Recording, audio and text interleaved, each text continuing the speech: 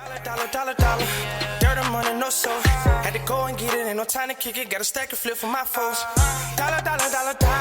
Please tell me you can hear me. Don't turn your back and don't neglect me. Just let me know if you need me.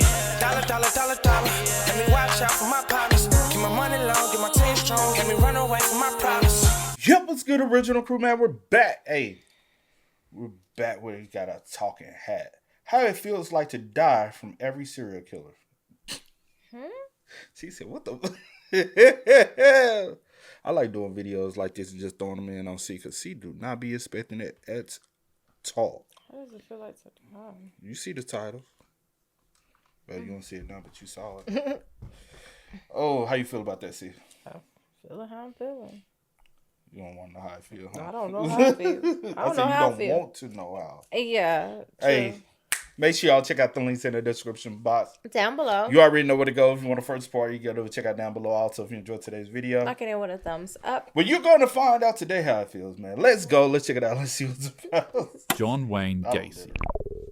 Imagine that you're a 13-year-old runaway, homeless and desperate for work. A man in his 30s pulls up in his car and introduces himself as John.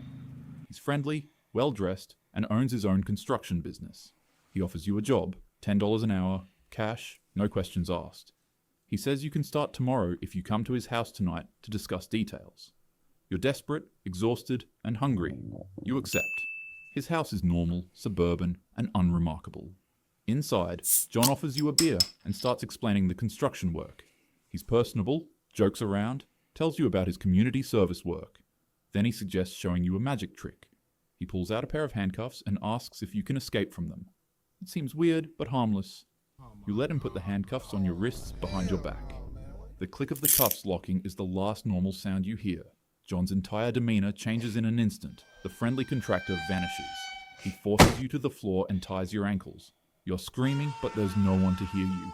His neighbors are too far away, and he's soundproofed the room. He places a rope around your neck, tied in a specific knot. Then he starts twisting it with a stick like a tourniquet, slowly cutting off your air supply. You can't breathe, and this torture continues for hours. But then finally, he tightens it one last time and doesn't stop.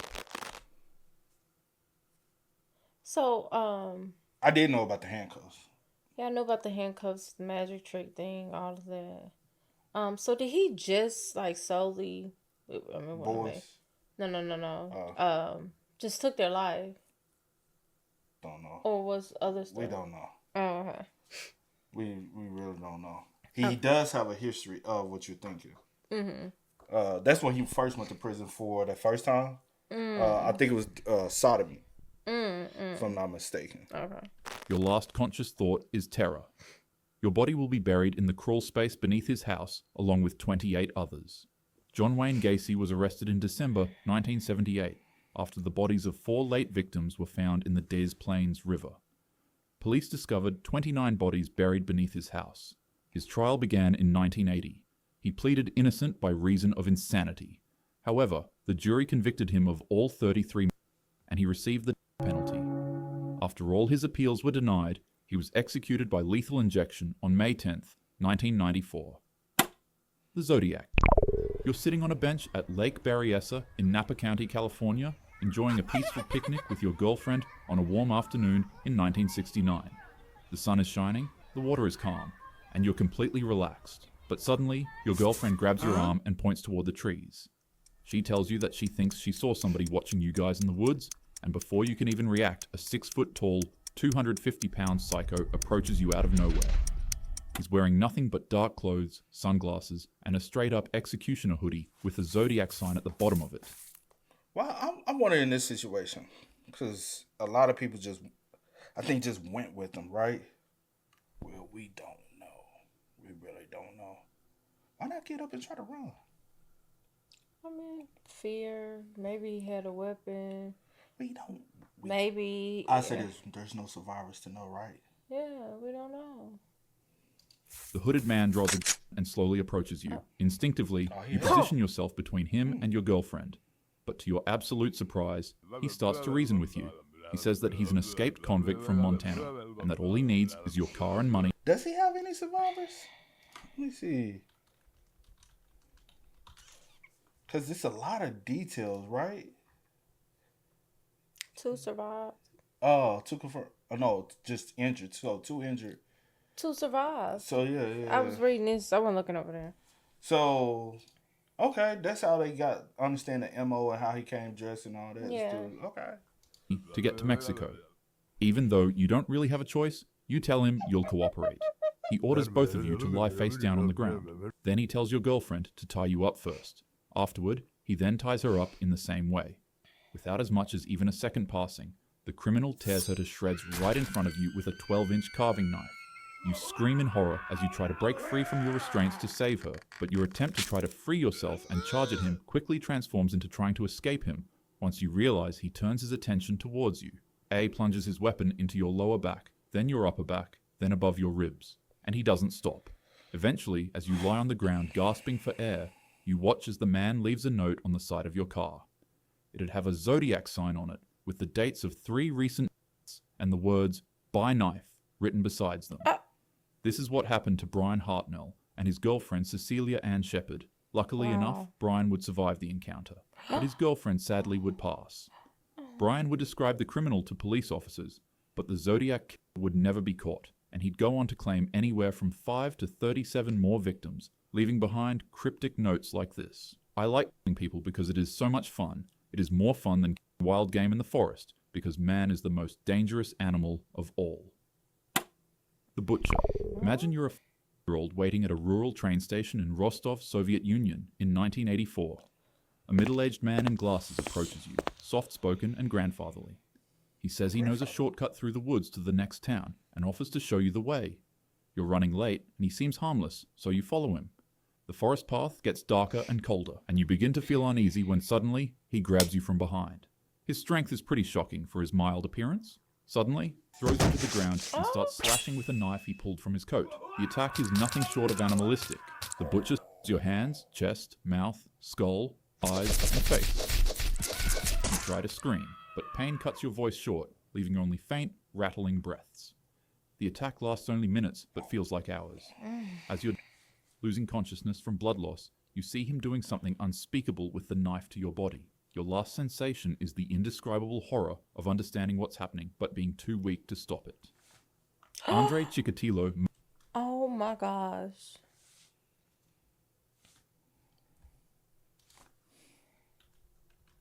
What in the actual...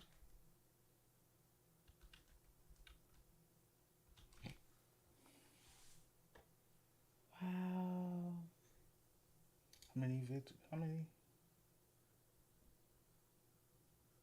Damn. Wow. I'm sure we heard of him before.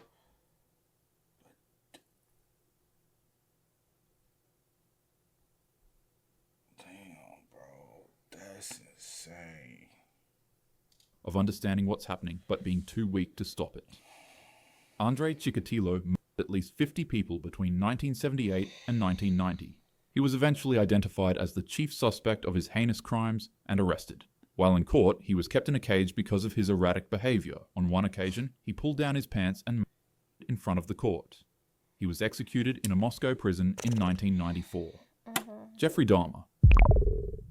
Now imagine you're at a bar in Milwaukee on a Saturday night when a blonde man in his late 20s approaches you. He's charming, good-looking, and well-spoken. He introduces himself as Jeff and offers to buy you a drink. He mentions he's a photographer and asks if you'd be interested in making some quick cash by posing for photos at his apartment. What do you mean by that? He offers you $50. You're broke, and he seems harmless enough, so you agree. His apartment is at 924 North 25th Street. It's neat and surprisingly clean.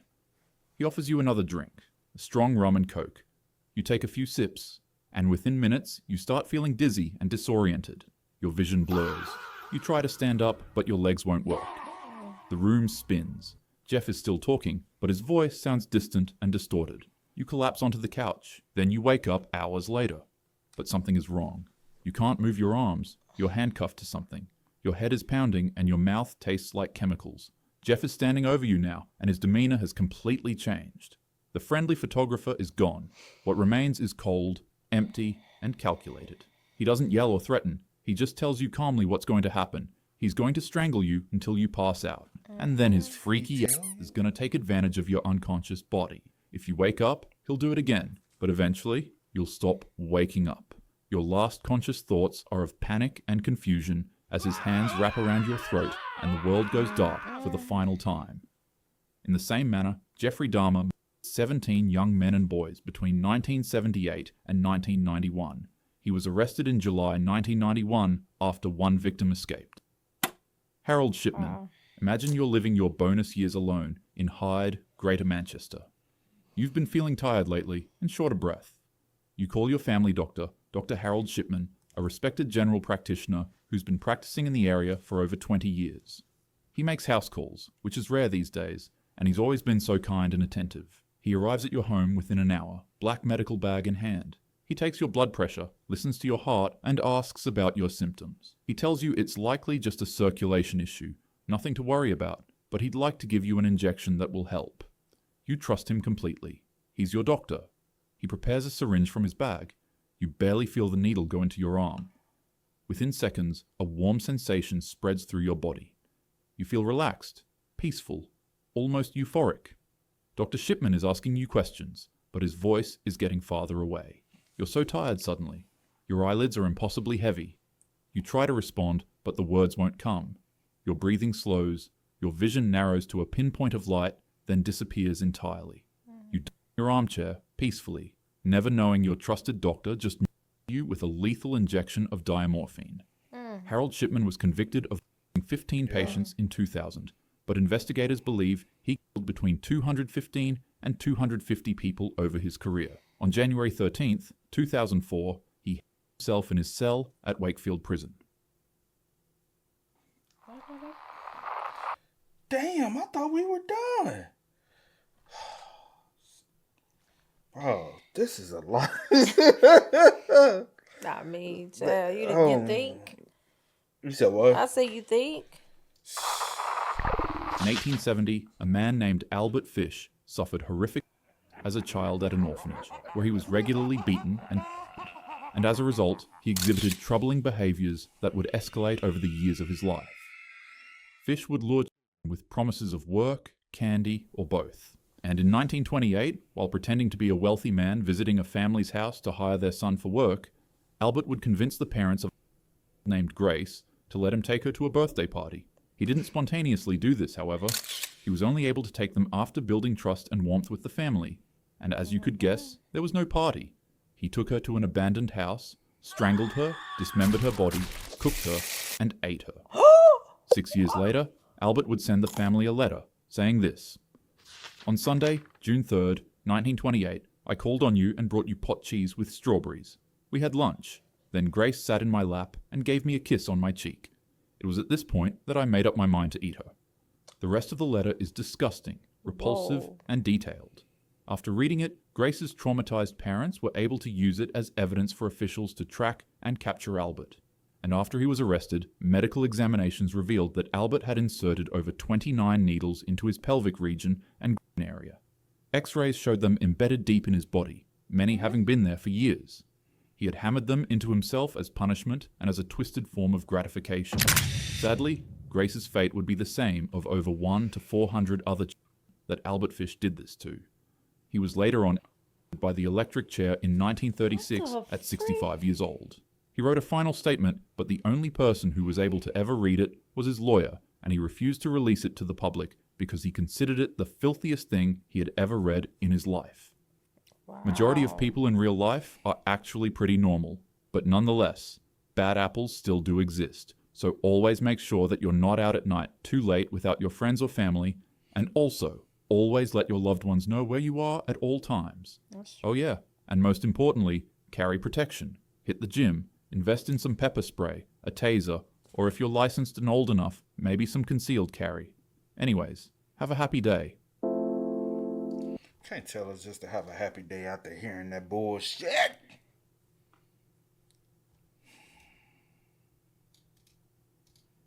Don't you just have me watch? A whole lot of. Child. A whole lot of entertainment. Okay. That was the video, man. Y'all spam us up. Let us know y'all thoughts in the comments. But till next time, y'all know how it go, man. I do go over the name DJ New Kid. This is Sierra Nicole. We are. Kid and C. We are. Ain't no time to kick it, gotta stack a flip for my foes. Dollar, dollar, dollar, dollar.